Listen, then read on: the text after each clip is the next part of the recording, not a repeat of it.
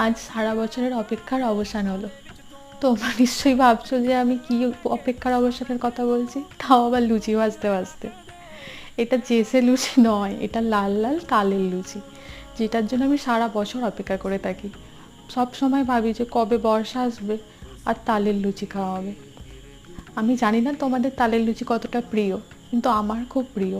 তালের অনেক রকম জিনিসই হয়, তালের লুচি হয়, তালের বড়া হয়, তালের পিঠে হয়, কিন্তু আমার কাছে তালের লুচিটাই বেশি প্রিয়। আজ সকালে আমাদের তালের লুচি তালের বড়া দুটোই হয়েছিল। কী যে আনন্দ লাগছিল তোমাদের বলে বোঝাতে পারবো না। ওকে দুটো দিয়ে দিলাম, ও খেয়ে অফিস যাবে।